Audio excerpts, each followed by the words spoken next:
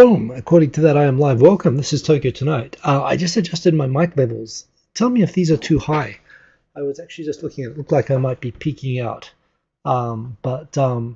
Yeah, good to see everybody. Thanks for joining. Thanks to the people who joined last night on short notice. I see you already asking, was there a show yesterday? And yes, there was. Probably should have set it up with some better advanced notice. But yeah, we got a guest on, and for that guest,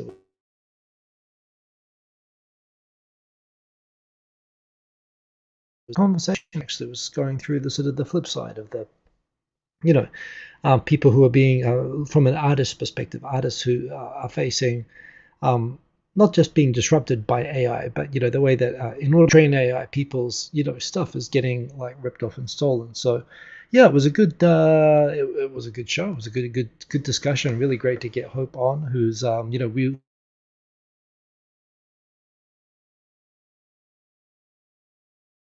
and to people who are in here, looks like Dan H is seriously taking over DJ Sunnyside's up as the first to say first. But good to have you indeed. Yeah, you get a double dose of me this week. Lucky all of you, I guess, or not. DJ Sunnyside up, good to see you. Double the features. Yes, Yonti, that's right. There was a show yesterday. Andrea Momboya, appreciate you always joining so late in Australia. Hope you're having a good Sunday night there.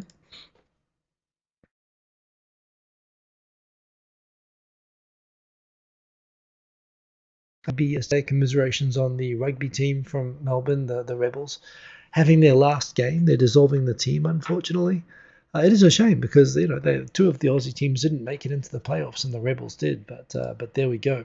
Bada boom, indeed. Who else we got in here? We've got there was a 2.5 Voyages last night, or we are not. Well, we certainly have been doing this for 15 years, so I think we are still well within the Voyage zone, but.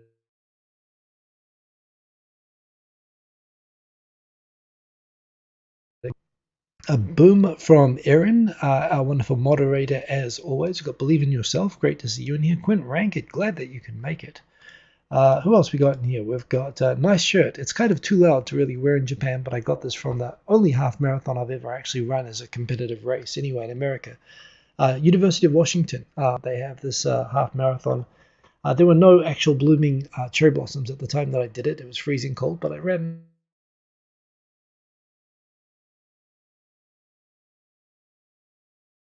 And they gave me a free T-shirt, so there was all of that. Is the audio going in and out? Oh no, the audio's going out. Do I play with the features? Give me a sec, because I did change the settings just before this. Let me see. The levels on this are pretty high. I think it's peaking out, which means. What if I do this? Okay, if I do this, is this better? This is, I've got it on automatically adjust mic volume. I've just done a setting inside the browser that might address this. This is the problem with catching up the comments from the top, is sometimes I don't actually see what's happening right now. Michael Gillen Pickett, good to see you as always. So audio issues, audio issues, audio issues. You watch AFL. Who's your team, Andrea? I used to live in Point Lonsdale, so we would support Geelong, but that was back in the thing. Stepping on it's all wireless, so I'm not stepping. Well, I guess it's not, but hopefully I just fixed it. I just saw the peaking thing. Better? Is it still cutting out? Hawks. Okay, Hawthorn. There we go. Yeah, it's funny. I knew Aussie rules before I knew actually rugby because I grew up as a small kid in Victoria. So there you go. Hopefully, is the sound more stable now? I just did a setting which should have fixed it, but please just leave me. Not just saying that to generate this to generate extra comments either. This should have addressed it. If it's not, I might just lower the level sensitivity. But hopefully this just fixed it. I just put on an auto adjustment. Indeed, we've got a little bit of a better, got a little bit of a maybe. YouTube has been funky the last few days. Randomly dropping. Is it still randomly dropping? Please, someone tell me. Have I fixed it or not? Sound okay for the last 2 minutes. Okay, good. Fingers crossed. I think I fixed it. Last night on 2.5 Voyages, my mic was so slow. It was so low. It looked like some of my USB settings reset. So I changed some things. So features. These are all features of the show. Thank you for the technical support, everyone. It's actually been, because we did 2.5 Voyages last week, it's been 2 weeks since I've talked about topics, which is kind of in a way good because it's been kind of quiet the last 2 weeks in terms of news. So maybe having 2 weeks to go through is pretty good. So I'm going to zoom through Twitter on you can see on that side of the screen. Yeah, let's go through and see what's been going on. I'm going to do a after party afterwards as well. So yeah, thank you as always for keeping me company, and do remember to say hello, Lara. Good to see you, Lara. I might have not said hello to you earlier, which is terrible. How did I miss? That's double the features I did say, actually. So yes, indeed, good to see you. Good to see everyone. So yeah, keep me company. Remember to like the video, and let's dive in. And remember, as always, you can actually ask me questions and give me topics, and I will do that. Another New Zealand question from Vincent Birch. Well, I can hear the New Zealand accent just coming out of this thing. So, mate, are we going to have Milo or Born Vita? And do we support the presence of marshmallows? Born Vita, better by far.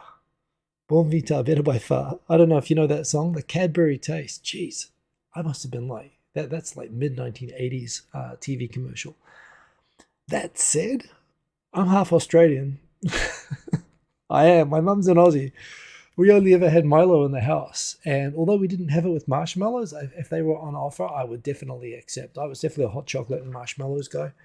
I didn't drink coffee till I was like 30 years old. So I would say, Born Vita, I've never seen outside of New Zealand. And I just remember the jingle on the TV commercial for that in New Zealand growing up. But I'm a Milo kid. So build them up with Milo and sugar and hyperactivity and ADHD. That's pretty much what it's for. Yeah, main news story to you is that Kishida being chicken and not wanting a snap election. To me, that's kind of a no-brainer. It would be insane to call a snap election when you've got like 2 years that you can call an election anytime, and you're polling like the lowest since Taro Aso was last prime minister. So to me, it's a fairly easy one. Are there chocolate? And I don't know what graham crackers are, but chocolate sounds pretty good. I mean, Milo is basically a chocolate drink. I think, do they not have that in America too? Andrea, see, you're from Victoria, and I grew up in Victoria as well, so we've got definitely Milo there. Started drinking tea at 16. I drank tea when I was like in primary school, but I didn't drink coffee till I was warned off Republican because it was messing with my pancreas. For a lot of stuff going on there. Now, it's life. I'm really glad I have those Japanese health checkups because they tell you about stuff before you're put in the hospital for it, and I've been able to fix things. But anyway, enough about that. Let's go into it. So Hope Doe, I guess from last night, wonderful guest. She's people are wondering about her cat Toriko. She's sorry for all her pleas and zoomies in the middle of our talk. The cat was like the highlight. If you like cats, seriously, last night's 2.5 Voyages was possibly like the best episode ever. So yes, enormous, cuddly, adorable cat in the background, zooming, picking up, not in a Dr. Evil sort of a way, more in a sort of a concerned citizen sort of a way. It was very good. So yeah, definitely no worries at all about the cat there. I saw the times, and I see the times, and I just think Japan times, but this is actually like the times. This is like the UK times, or for good times, make it whatever those times are every time. I got it wrong on that anyway, but there's been news coverage of the Yasuka Shrine incident, the one where there's a video going around on YouTube that Victor and I talked about last week, where we talked about at some length, where basically a Japanese woman late at night at some small shrine somewhere in Kyoto came across a small tour group, some elderly sort of seems like English people and their tour guide, and this Japanese woman turned on her camera and sort of had a crack at them over one of the people in the tour group ringing the bell at the Shinto shrine too vigorously. And as we talked about, what's missing is what actually happened. And it looked like they were sort of like moving apart. There was some distance between them. And it looked like the tour group was looking to move out. And this woman decided that, no, she wanted to make a thing out of this. So my guess is that it looked like they'd probably already she had told them off and they'd apologized. And they were sort of doing the right thing and moving away. And she decided to have a crack at them. And when the tour guide decided to get her to back away from attacking his clients, he pulled the old "do you speak English" tactic to sort of get her to back down, which she said was racist, which I don't think is racist, but he sort of decided to step in between and started stepping back up to her when she approached him, which looks terrible on the video because, of course, from the perspective of the video, it looks like he's stepping towards the person watching the video. The article updates that the person who took the video has admits that she has gone around and done this to multiple people. That she's annoyed by the over tourism problem in Kyoto, and she has attacked other foreigners and so on. And she refuses to give her identity, but at the same time, she posted a video of this person with the information that he speaks Japanese and he lives on Kyoto. So let's find out who he is. And a huge hate campaign, a bullying campaign started that resulted in him needing to shut down his business, which is a crime in Japan, by the way. Apart from doxing someone, explicitly find out who this person is. And when that information was found by someone on the internet, she retweeted it. So she was trying explicitly to dox the guy. And she shut down his tour business, which sounds like Gilmore Bogite to me. It sounds like the old crime of deliberately trying to damage a business, which is kind of a ply all that Japanese police use for prosecuting people. But it looks like it's gotten pretty ugly there. You can see there's interviews with the parties involved, so it's pretty good from that perspective. The video leaves out a lot, which is, again, where Victor and I talked about this at length, but it's good to see the story getting coverage, and hopefully some action might be taken. Ringing a bell loudly isn't, put a tour, someone in a tour group ringing a bell loudly is not a put a tour guide out of business type of a thing. And the way that he reacted, I think, to me, is understandable. You can make your own judgment call on that. But it seems crazy. So interesting one there. Hence, we talked about it a lot on 2.5 Voyages last week. We British have the best reputation as tourists. Well, that is also kind of a thing. And that colors my negative reaction to the tour guide. I think that's in there. British have a thing about traveling the world, sometimes still thinking it's their empire.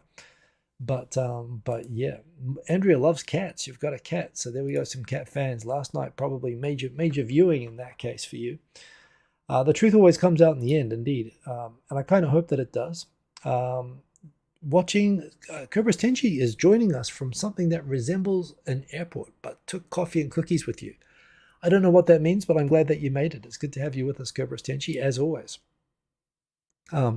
Is there something you can't get sued for in Japan, US, or Germany? No. I mean, in America, you can get sued for anything. Japan is a little bit more specific, but yeah. You can't be sued in Germany for breaking out of prison. I thought that was Mexico, although that's not really being sued. I've heard that, apparently in Mexico, a lot of Latin American countries, it's considered like a human right. It's protected in the Constitution that if you're thrown in jail, even for something that you're guilty of, it's the natural desire for for freedom of all humans that, you should want to try to escape, and we can't hold it against you if you try, which is remarkable, especially when you think about, I watched El Chapo, that didn't look very constitutional to me, but there we go. Didn't watch last night. So what do I think of Eminem's new track, Houdini? I think it's pretty good. I know he's getting some controversy. I know that you've been tweeting about that, but the guy's getting old, but he's still got it, if you ask me.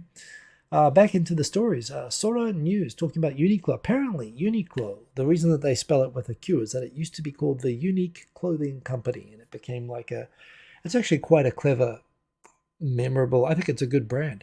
It is, of course, funny how, what is it, Mini Stop or whatever, not Mini Stop, that's a convenience store, but there's the Miniso, the Chinese ripoff of Uniqlo and Mujirushi that kind of copied the logo and stuff like that. I think Uniqlo works better as a name, so that's a thing. Local government in Japan. Which local government was it? Now that I think of it. Oh, this doesn't have the link. It just has a picture. Our local government. Oh, it's down here. They recognized de facto married status, which is the first time that's happened. Although some local governments recognize civil equivalents, like they give a civil certification of de facto. It's the first time I think a court's recognized de facto common law marriage.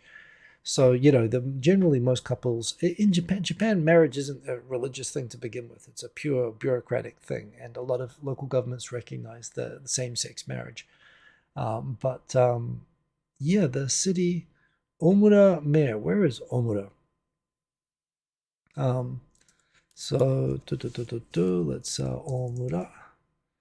Nagasaki Prefecture. So anyway, first time that they've actually been listed as a default married. So good for them.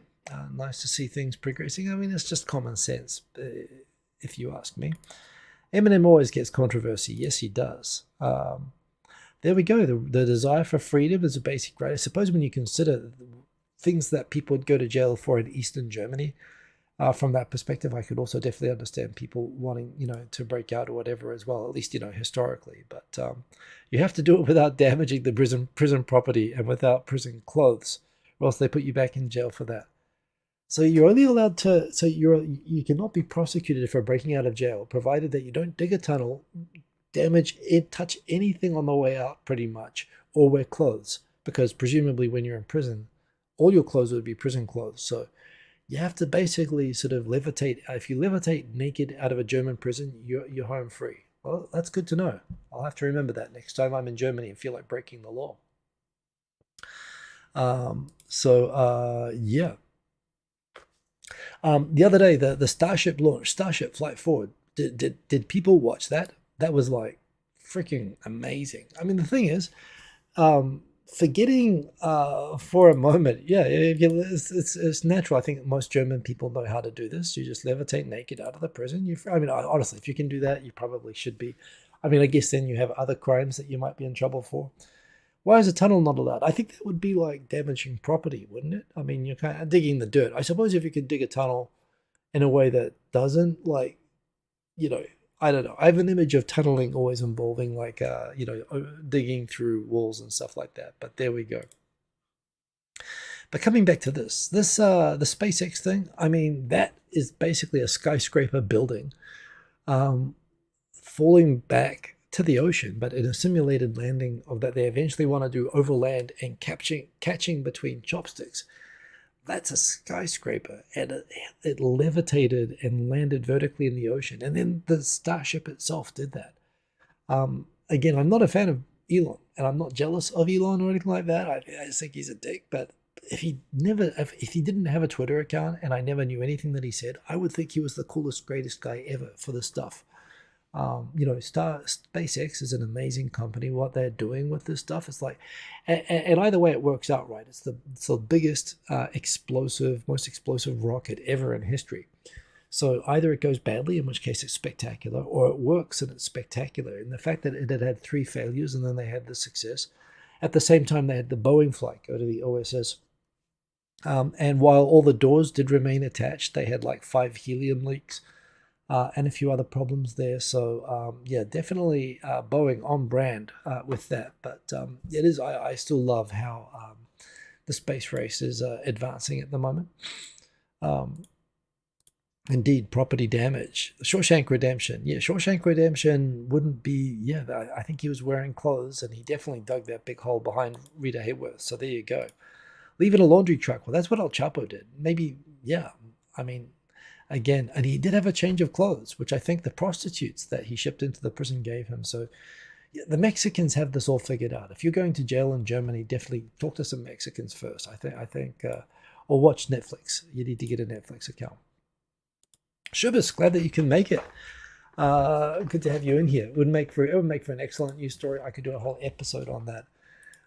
So yes, indeed. What else have we got going on this week? We've got, we talked last night about how while some companies are just like, hey, we made a really cool AI, here it is, use it. We stole all your shit, but isn't it worth it? Because look at how cool our AI is. And that's what this Lion dataset, this dataset that was used to train AIs on how to draw pictures that they that they made by copying and pasting every image on the internet.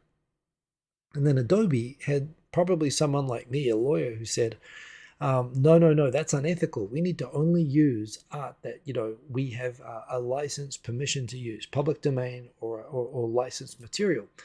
and they're marketing that they have a license permission for all the art that they're using. So if you're a big company and you don't want to get sued for your art, come and use Adobe products.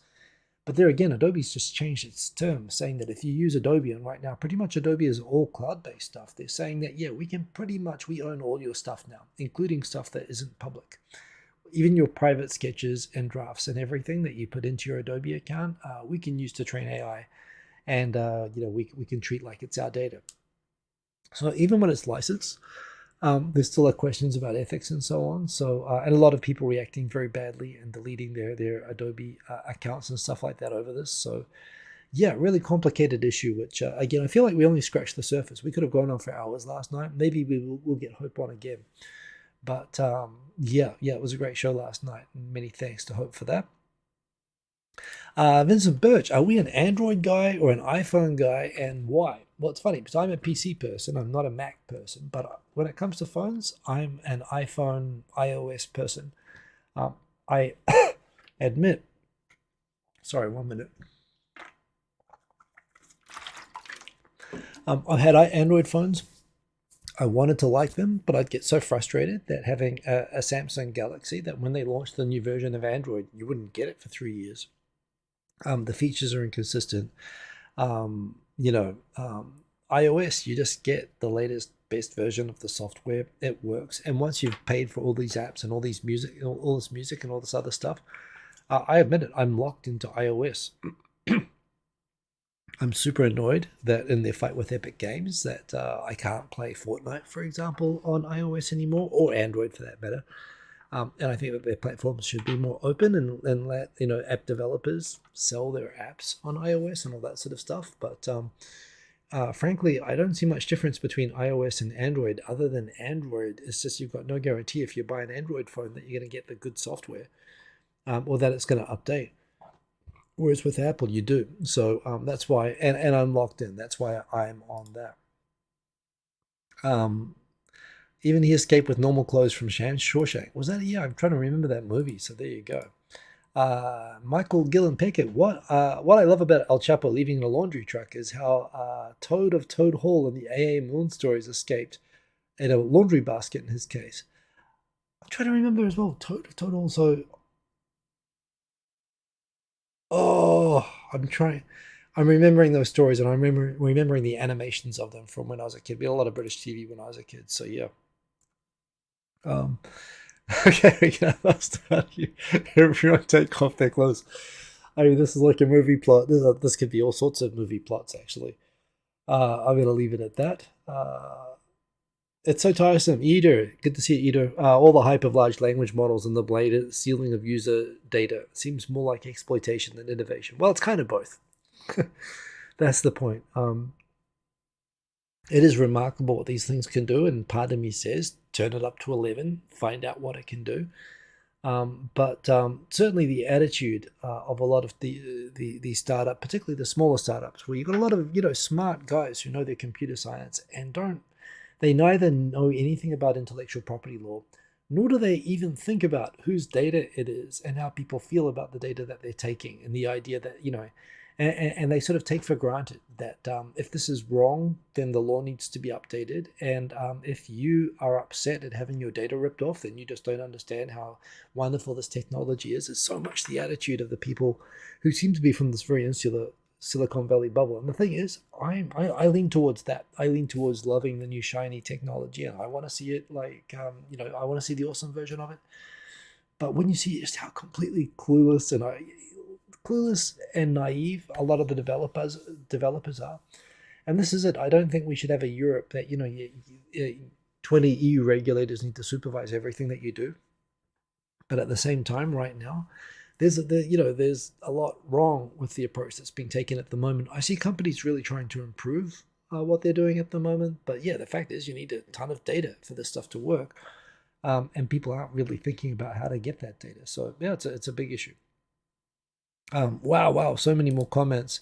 I'm going to quickly go through. Good to see most people saying hello. Do remember to leave a like if you've started in here. Justin Fells, good to see you. I saw you were in the chat last night. Good to have you here again. I should do another one with Hope. Yeah, I agree. I think maybe we will. Hope was actually watching the video back today, and she realized, oh, there were so many good questions that we didn't get to. Victor wasn't feeling the best yesterday. So normally on 2.5 Voyages, we'd have someone focusing on the comments and someone chatting, but Victor wasn't, I was focused on the conversation with Hope, and Victor wasn't the best. So yeah, we definitely missed out on the interactive thing, and maybe just getting him back for a Q&A focus show would be really good, a good way of doing it next time. But there we go. What y'all sipping on? I'm H2O, just chemicals, Anyway, back into it. Boom, boom, boom, boom, boom. Oh, I was watching this at an absurd hour last night. It's so good. What's the name of this guy's channel? He's so good. This is what YouTube is for. He doesn't make videos very often, but they are some of the best. Michael Reeves. Subscribe to Michael Reeves. He's this guy in America who just like makes robots and programs and does these projects. He does a Roomba that feels pain. So he's got a Roomba that he hooks up with literally with an AI and a voice, and every time it bumps into things, it screams in pain. And this time he got a whole bunch of loop scooters, and he hooked up a rig to it to sort of make them into a car. And this is what YouTube is for. Hilarious, awesome stuff. Anyway, so yeah, this is from the show last night. That was much fun was had. You should definitely check that out.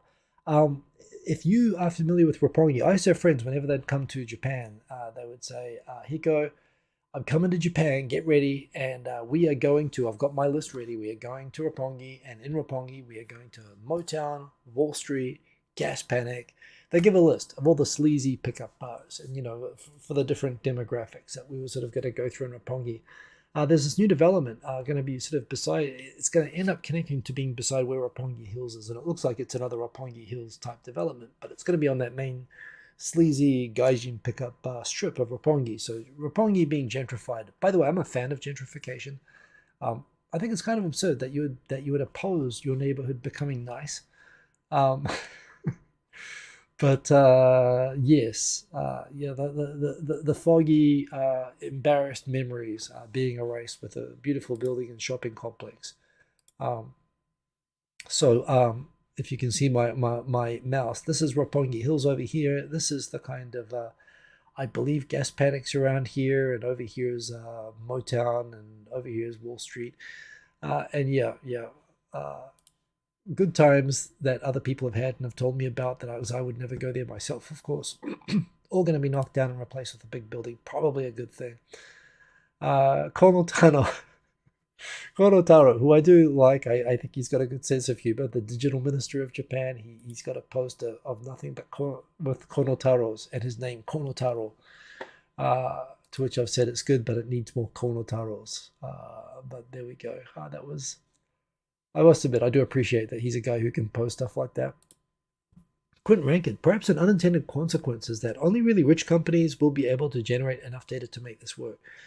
Yeah, although it has been a lot of nonprofits and small companies they've got to get a ton of VC money, and it's actually not so much the data that's even the problem anymore. The big problem now is the compute that you need is so expensive. To train GPT-4 cost, I can't remember the number, but I think it was hundreds of millions of dollars, which means that either you get a VC to pay for it or you do a deal with whoever's providing the compute. So there's a lot of cost, barriers to entry. This is why NVIDIA is becoming the most, I think just overtook Apple as the second most valuable company in the world, because the data has already been gathered up and it's already in data sets, even if it shouldn't be. It's in this publicly available data sets. But the problem now is you've got to pay for all that electricity and all of those GPUs, and everything. They're expensive. So yeah, it's definitely becoming expensive. But that said, there are small open source companies that are doing this, but often with investments from big tech companies as well. Vincent Birch, you mentioned that you're a lawyer. One thing you also wondered is that Americans often use the word attorney. Is this the same as a barrister? Good question. I don't know. So I'm a barrister. I'm not a solicitor. In New Zealand, when you register as a lawyer, I'm a New Zealand lawyer. So any sheep-related questions, I can actually give advice directly here on the live stream. It's probably unethical, actually. Barristers are people who are allowed to appear in court and speak and represent clients in a court. Whereas solicitors are people who just give advice. You solicit for advice. You ask them, hey, I want to buy a house. What's the paperwork I have to do? Most people practicing in New Zealand are barristers and solicitors, but because I'm abroad and I'm not practicing in New Zealand, I'm just registered as a barrister. Attorneys, I don't think Americans make that distinction between a barrister and a solicitor. I think attorney is a general term. I could be wrong about this, but I don't think they have a separation of barrister and solicitor. Barrister, to me, is someone who wears the cool wig. I think it's cool. Japanese think it looks ridiculous, but I think it's the coolest thing in the world, the gowns. But the thing is, since I left New Zealand, now they stopped doing that as well. So, yeah, attorney just means lawyer. Whereas in New Zealand, barrister is a specific role. It's a court presenting lawyer, which to me is very, very cool. But the only time I've ever actually spoken in a court as a lawyer was actually when I was admitted to the bar in Christchurch. So yeah, good question. Always happy to answer. Quint Rankid, a little of the development of railroads, a little like the development of railroads in the US in the latter half of the 19th century. Yeah, I have opinions about this, that it's getting a little bit close to my day job. What I would personally argue that right now, AI is so new, for one thing. There are lots, dozens of companies involved in this that are taking different approach. I mean, it's true that OpenAI is doing very, very well at it. But the other thing is that, the railroads was, what's his face? Was it Rockefeller? It was one of them. Um, you know, it was a true monopoly. It was a true one company, putting all the other companies out of business. And taking over everything. Whereas, while there are a lot of powerful companies involved in competing, in an AI, a lot of small companies, I don't know that you could call a monopoly situation a situation where you've got, 4, 5, 6 big powerful companies fighting with all the resources that they have. It's very, the railroads were a case of one company basically taking over everything. Standard Oil and the railroad, was it JP Morgan got involved in all of that and making sure basically shutting down all rail competition. You don't want it to become like that, but right now, I mean, it's the definition of competition to have multiple. There are plenty of industries with fewer than like how many companies there are competing in AI and big tech right now. But like I say, getting a little bit close to the day job, so I'll probably leave it at that. I know that there's a perception and there's a political narrative that they're too powerful, but which one, right? Which is the monopoly? Which is the Standard Oil of big tech? There's like, I can name like more than a dozen companies immediately. Same in AI. So there you go. We're talking coffee. We're talking. Some lawyers might need to specialize. Yeah. So, but I don't think they have a specific term like for a court. You say a trial attorney. A barrister is a trial attorney, for example. So you've got all of that. Anyway, back into the topics. Beautiful weather. Worried about what it's going to be like when normally spring isn't good in Tokyo because you have the sort of crappy, changeable weather, then rainy season, then hot. But we've had like 3 weeks of glorious, like 25 degrees, sunny. It's a little bit warm, but it's not like summer yet. I think any day now, rainy season is going to start, and then it's going to be just horrible after that. But we're having a good run at the moment. Aaron, thanks for sharing the link for the Michael Reeves video. I do appreciate that.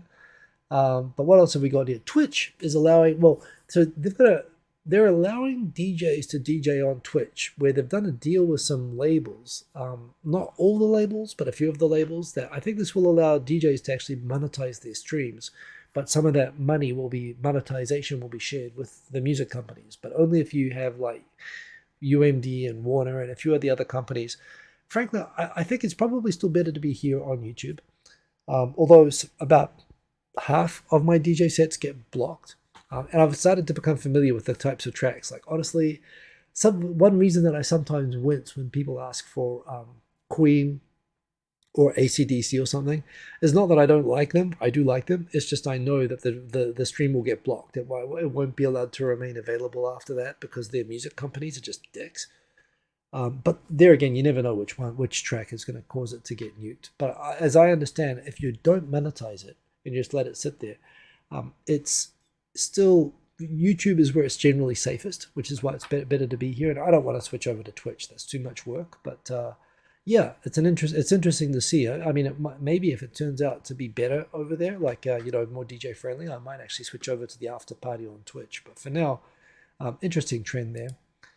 Gaiji Mummy, who we all know, I think should be like made a patron saint of online gaijin-ness in Japan. Also has a huge train otaku-san, and so spends a lot of time with the trains. And as usual, just complete genius. I could nitpick this, but this is still fantastic. These are all of the 30 stations, I believe, on the Yamanote line, organized on two continuums between heaven and hell, and sexy and boring stations. So, for example, in Sexy Heaven, she has Shin Okubo, which um, I haven't been to Shin Okubo lately, and I understand it is maybe a lot nicer now than it used to be, but I think of Shin Okubo as kind of a grungy. It is where the Koreatown is, but it also used to be famous for sort of all the news stories about, prostitutes arrested for trying to pick up old men in parks and run down love hotels.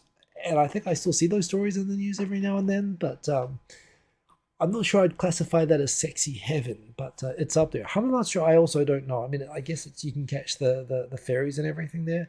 Ebisu, appropriately here on heaven. It's best restaurants and so on. Takara no Baba, also a very nice one. Nippori, yeah. Shimbashi, I'm not sure that's on the heaven side. Sexy middle, we've got Shibuya Shinjuku, which I guess makes sense. They've got big love hotel sort of districts and so on. Interesting, she's got Akihabara so high up there as well. If you're into maids, I suppose that's kind of true, although I also agree it leans towards the hell side, it's the otaku side. And then over here, you've got the sort of crappy love hotel districts and so on. The sexy hell leader is Ikebukuro, right beside Gotanda, and less sexy but more hell is Uguisudani. You get Tokyo. I actually really disagree. Otsuka is quite a nice station, and I also actually do quite like Tokyo Station, the way that it's redeveloped. Yeah, overall, so I've got an issue with Shin Okubo being here. I'm sort of like, I'm Meijiro, yeah, it's boring, I suppose. Otsuka doesn't deserve to be like in hell. Otsuka is closer to heaven for me, but yeah, this is a great layout. So have a look. Let me know if you disagree with this, if you know Tokyo, but this is a very great summary, pretty much of Tokyo's geography, all of the main neighborhoods along the Yamanote Line loop. But yeah, the sheep-related advice. Do I work pro bono?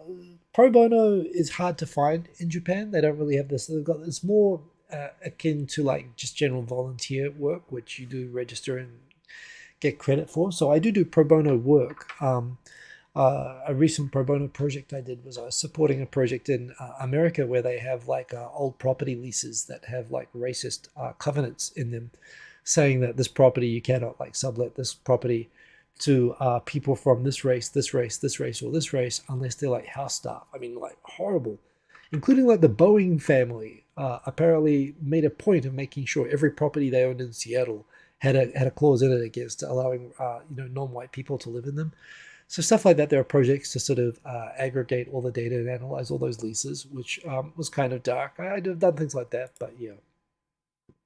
Mr. Cordy Chip, you've barristers in Australia still wear the funny wigs. The wigs are not funny. The wigs are awesome. I believe that's a typo. So there you go. They are awesome. I've got a photo of me in a court wig. I wore one at my admission ceremony, and I look like a superhero, and that is cool. Hiko Sadiq, good to have you in here, Sadiq. Man from Florida, good to have you in the chat. And of course, Shubas from Panama, also good to have you in here. Nice to be reminded why I don't have or use any Adobe products. I use Adobe, but I use an old version where it runs on my computer, so Adobe can't steal my data.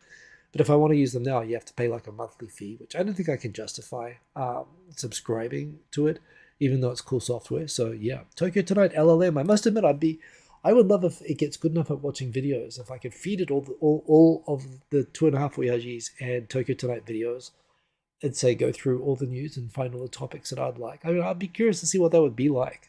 I've experimented already asking like both Google's AI and OpenAI to summarize this show. So far, it's not very good at it, but there we go. No, it does not come from sheep wool. It comes from horsehair, and they're very, very expensive. Those wigs cost about $30,000. They're handmade, and there's a register of them in New Zealand. They're so rare. So I got mine from a Queen's Counsel, actually. And yeah, so it's kind of a big deal. But of course, everybody in Japan saw the pictures and thought it was hilarious. What do we think has prevented Uber from gaining a foothold in Japan? Well, actually, if you're in Japan and you use the Uber app, you can use it. The Uber app works in Tokyo anyway. But what will happen is a regular commercial taxi company will come to you. So Uber's teamed up with local taxi companies, and that's why. What stopped Uber from gaining a foothold? Law and order. The way that Uber's really been successful in a lot of countries is, in a lot of countries, the taxi industry is regulated, where of course you have to, there are a limited number of permits for taxi drivers. It's like a government monopoly that they sell the licenses and they auction the licenses, which people spend their whole life savings on to get one for the income that's associated with it. And they have to meet all sorts of safety and driver background checks and equipment and sort of driver training standards. And Uber's just shown up and ignored all of that and gotten away with it in a lot of countries. And in Japan, they said, we don't play that. They said that you can't just set up an illegal taxi company, but you can. But since there is an argument for the Expo in Osaka and for the Olympics, there's this argument that Japan needs more taxi drivers. So they're trying to figure out if they can liberalize this. But the taxi lobby in Japan is very powerful, and they've made sure that it can't be done in a way that screws over taxi license owners and permit owners like you have had it happen in other countries. Again, something kind of close to home. My family in Australia own taxi permits, and they just got screwed. Those permits that they paid for, which the government had a controlled monopoly. They spent a lot of money, and they didn't do anything to buy out when they decided to just let Uber run wild. They didn't do anything to buy the licenses back from the people who they basically bankrupted. So that was that. So Japan, a better model. You can use Uber in Japan, but at the same time, you're not screwing the drivers, which is what's happened elsewhere. You'll keep requesting 2 Live Crew. I'll play 2 Live Crew all night. We've got that coming up after. Heaven and Hell would be a Black Sabbath album. That's good to know. You moved away from Android due to privacy fears due to Snapdragons and Google. They have a lot of anti-privacy rules recently implemented since 2020 with both hardware and software. I don't know that iOS is that much better. They advertise. They use privacy as part of their advertising shtick, which I guess makes it more embarrassing for them if anything screws up. I still remember Eric Schmidt when he was sitting on the board of Apple and of Google saying that, hey, this is like 15 years ago now, saying that we should all just get used to not having privacy anymore, which a lot of people showed their disapproval. And he ended up quitting Apple and focusing on Google. And now he's actually working for an AI weapons company.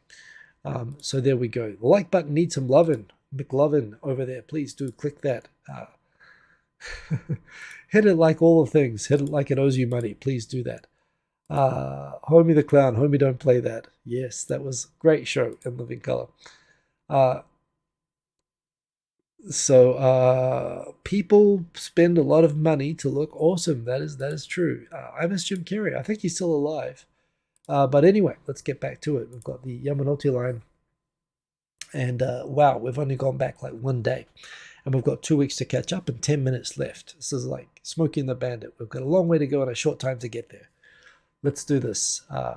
Yeah, Nikkei, they got somebody to come in and say that basically the tone of the entire column is just like the title. China is the main beneficiary of the West's futile energy transition rush. They literally got a cartoon, they literally got a character, a villain character from the Captain Planet TV series to actually write an energy opinion article in the Nikkei. It's hilarious and disturbing to read how, renewables might make sense sometime in the future, but we shouldn't be compromising our economies now for some sort of, futile, imaginary climate change mumbo jumbo. Yeah, I know a lot of people don't like solar. As you know, to me, this is the most important thing we need to be dealing with. And it's just a comic book. Like, it's almost like that they put it up there sarcastically just to make the anti-climate change lobby look bad by telling them just go up and say whatever you want. Complete freedom. Just go do it. I mean, that's one strategy. But there we go. EU election today. Edo. Well, yeah, congrats. That's with great power comes great responsibility. Enjoy the vote and vote intelligently if that's possible in Europe. I'm not sure that it is. But yeah, please don't vote for anyone crazy. Do us a favor. Probably related, yes, to the taxi drivers. Okay, I'm going to keep speeding up. The Japan Association of Translators condemns AI manga translation. Another, I mean, again, AI disrupting everything. Of course, you can't just feed a manga into an AI and it can do it. At times, surprisingly good translations, but of course, the Association of Paid Translators pointing out, particularly with Japanese to English translation, that there's a lot of context and nuance and so on that is very hard to, that's often missing. Japanese is a language that skips out a lot of words, and there's a lot of stuff that's sort of read that you have to kind of know without it being said to be able to translate properly. And this is the argument that these professional translators saying that AI will never be good enough. That said, it is pretty good. It is understandable, but it's just like the thing with Hope last night, saying just remember, particularly if you're doing something commercial with this, there are people who do this for a living, and consider if it's something personal, why not you use a AI translation or machine translation, but remember that sometimes a job should be commercially done, and there are people impacted by your choice on that. So yeah, that was a good reminder of that. Eric Bailey, vote for Trump in the EU. Well, that's a pretty. That'd be a. I mean, you might not only would your vote be nulled, but you'd probably be carried off. But it might be fun for that. Softy Papa, great to see you in the chat. Yeah, counting down the final days in America. Enjoying watching your journey on that, Kurt. Good to see you as always. Yeah, we've got. I think I mentioned this the other week. Maybe I didn't because we've skipped out 2 weeks. But Wingfield Hayes, Rupert Wingfield Hayes, the most British correspondent's name that you could ever conceive of. Rupert Wingfield Hayes of the BBC told the Japan, press council or whatever, the FCCJ, that while there are no plans to close Tokyo or any of the BBC's Asian bureaus, there is a problem, especially with budgets tightening, because even if they don't close bureaus, they have to think what the bureaus do. Asia is a real problem for the breaking news model of TV news because there just isn't that much news. Stories unfold over months or years or even decades. So the BBC correspondent in Tokyo is complaining that in Asia there is no breaking news, which tells me that, 2 billion people, you've got like 40% of the world, and you can't find a single news story.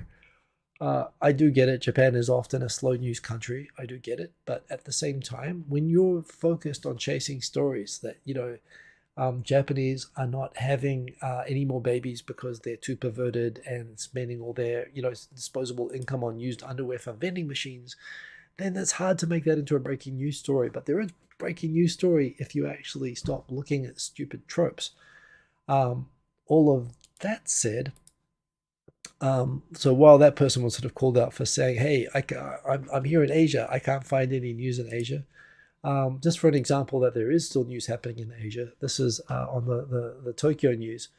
There was an escaped capybara went out for a minute, including an explanation. The segment on TV on the news went on that for. They talked for a minute about a capybara escaped.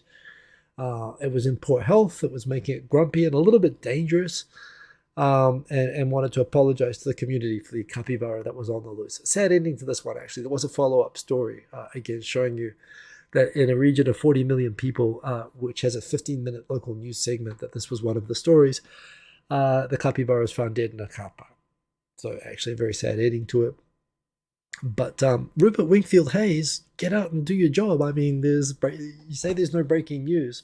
I think not. I think, Exhibit A, here's me as a barrister. I should get my little horsehead, expensive, extremely awesome wig out to define that. Yeah, the stuff about the fact that the starship, like its fin melted completely through, and yet it still worked, and it still flipped, and it still did a vertical landing. It was just crazy. So yeah, some of the space YouTubers that I follow, Scott Manley and Marcus House, they've got great channels. Their commentary is very, very good on this. People noticing sponsored content. The Japan Times from Sokogakai, which is totally not a cult. They're a wonderful religion full of nice people, and I have nothing to disagree with them whatsoever. And I say that because about 1 in 10 Japanese people are in it, and if you ever say anything bad about them, like for example, they should pay taxes, or they shouldn't have a political party that violates the Constitution, or their tithing of their members and their recruitment tactics are too aggressive and at times resemble other cults like the Unification Church, you should never say anything like that. They're lovely people. And if you ever say anything like that, 1 in 10 Japanese, they claim to have like 13 million members, I think, which means 1 in 10 Japanese, which means you're going to offend somebody in the room. But the fact that they're paying for sponsored content in the Japan Times, the whole half of the LDP has been forced to resign and apologize for having ties to one religious group, but this other one is it's okay for them to take out columns in the Japan Times. So that's a little bit disturbing. But yeah, what else have we got going on here? Renho is running for governor of Tokyo. This has been big news. That's Renho. Renho used to be I think she was like an Asahi beer girl. She was like a model back in the 80s. I think she's a bit older than me now, but she's kind of to use an analogy for Americans that unfortunately, because we're all exposed to American media, probably non-Americans will also understand. She's a bit of a kind of an AOC. She's a charismatic, left-wing kind of figure in Japan, and hence the people who hate her, like really, really hate her in the way that a lot of conservatives hate AOC. I don't think she says stuff as crazy. I have my problems personally with AOC. She said some stupid things sometimes. Her heart's in the right place. Renho's better than AOC, if you ask me. She's a cabinet member in the. She was in the Democrat government. Now she sort of is a prominent figure in the main opposition party. So once she announced that she's running against Koike for governor of Tokyo, the left wingers kind of went, "Yay, Renho's running." Right wingers started pulling up all of the stuff that they hate about her, and they're dumping on her hard. And the things that she's getting dumped on about, two things. There's a bit of a trope that when there was a cost-saving committee, when the Democrats said that they would, when they campaigned that if you vote for the Democrats, they're not going to increase the consumption tax, which is why the LDP lost the election in 2009. They said that they would achieve that by reducing government spending. And there's a famous thing where they went into this gym and they had every sort of government spending program come and present to like a sort of a committee of people, of Democrats, sort of significant figures, including Renho, in this sort of gymnasium. And they had to justify their spending programs. And one of the spending programs, they were spending billions on the Fujitsu Fugaku supercomputer, which had just been deposed for being the #1 fastest supercomputer in the world. And it had been overtaken by a Chinese and an American one, and they needed $2 billion to develop the next generation supercomputer. And she sort of said at the committee, why do we have to spend all of this money just to have the #1? Can't we just be like #2? And a lot of people said that this is this woke Democrat trying to save money, trying to humiliate Japan, like saying it's okay, isn't it okay for Japan just to be #2? It's kind of like one of the things against her. But the other thing is that her father is Taiwanese. And she wasn't actually allowed to be a Japanese citizen until 1985. And there's a whole drama. It's like the Obama citizenship thing, except it's kind of real. There was actually a legal problem for her that she came to Japan and lived as a Japanese. She has a Japanese mother, and she claimed that she developed the legal right to Japanese citizenship in 1985. However, in Japan, you can only become a Japanese citizen if you renounce your other citizenships. And because Japan doesn't recognize Taiwan officially as a country, she says that she thought she had renounced her Taiwanese citizenship, but she hadn't, which meant that her adoption of Japanese citizenship had been invalid.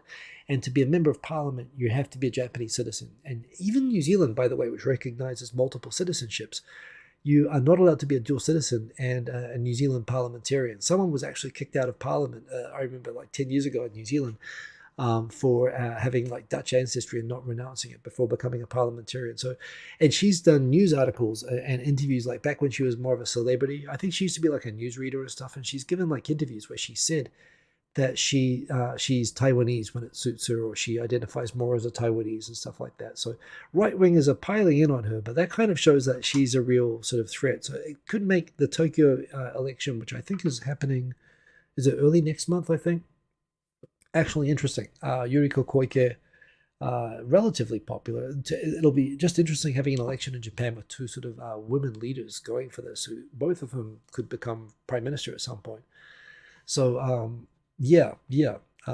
So people who feel so when I say that people dislike her the way that people dislike AOC, that's kind of the way that people who are like bagging her are doing that. But at the same time, I don't think she's quite. Uh,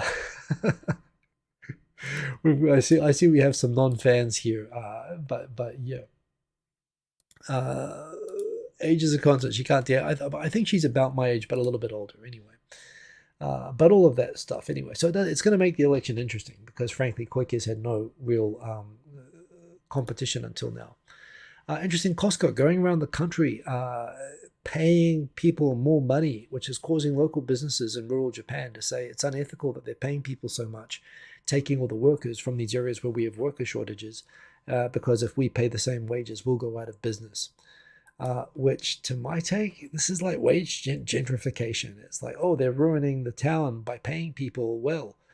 I don't get it. Of course, this is like a goal. Costco's a good citizen, and the other companies sort of aren't, if you ask me. But that's a thing that's happening, and a sign of the times in Japan. We can get rid of all legislators just by getting some country to declare that they're citizens of another country. Yeah, yeah. In fact, Taiwan's great for that sort of thing as well. Um, Russia being Russia, saying that any French military advisors they've been military advisors in Ukraine. France is talking up that they might actually help Ukraine to defend itself against external invaders, and Russia's saying, "Oh, that would make anyone helping Ukraine will be legitimate targets." No, no target of Russia inside of Ukraine is legitimate. Russia has no right to be invading Ukraine. It's just, I think Putin said something else as well, that if Japan changes its position on Ukraine, Japan's never going to get its islands back if it doesn't change its position on Ukraine. As if, I think the best thing is that Russia loses and Japan and Ukraine both get their stolen territory back from Russia. But Russia being Russia, it is amazing how they sort of do this thing of gaslighting everyone. Oh, here we go. Putin says no talks with Japan unless it alters its stance on Ukraine. Well, how about you just give everything back and stop invading people? I mean, call me an idealist, but what can you do?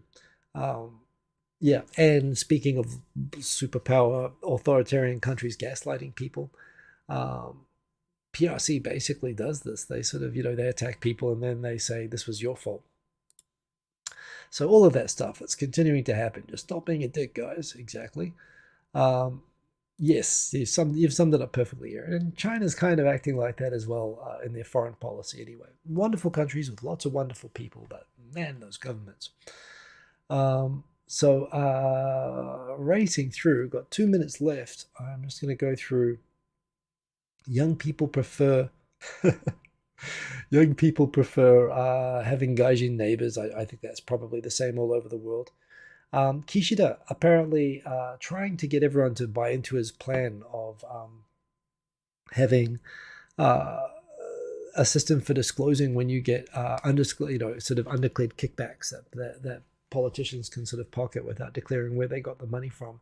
He's trying to persuade other parties to accept his idea. So the Soka Gakkai party, they're not cool with the way that Jiminto is just basically outright corrupt. So so the prime minister showed up with a whole bunch of shoe creams, the delicious sort of puff cream pastries, to a meeting with them to try to get them to accept LDP graft. Which, I mean, I must admit, if I was at that meeting, I would say, well, let's try the shoe creams and then let's talk about it. So you could approach it certainly worse. But a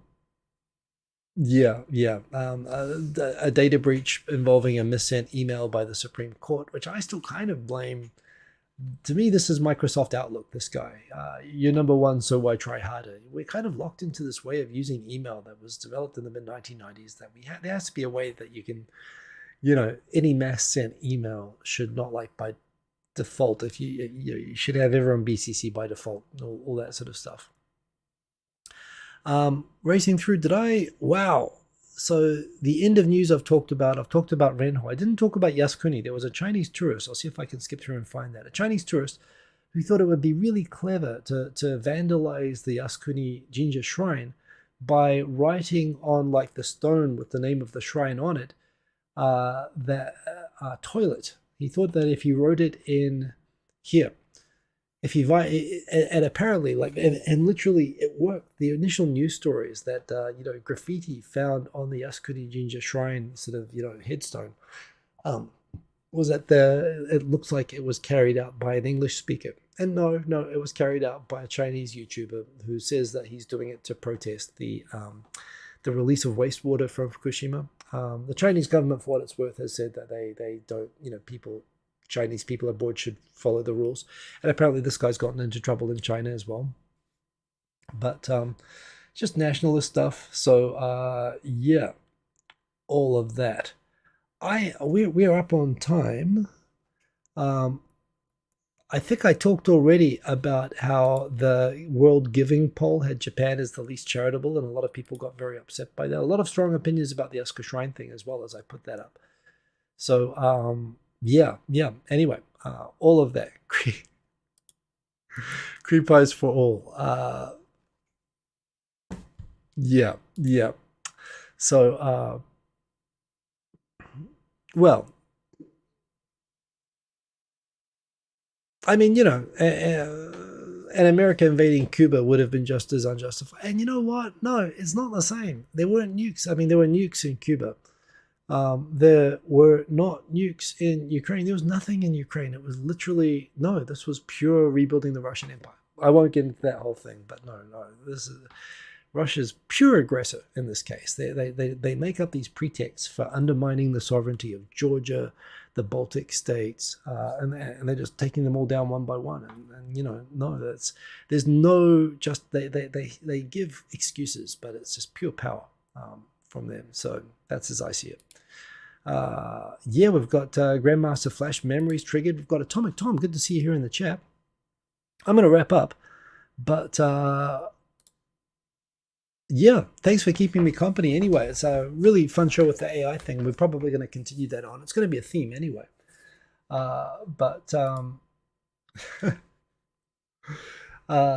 yeah.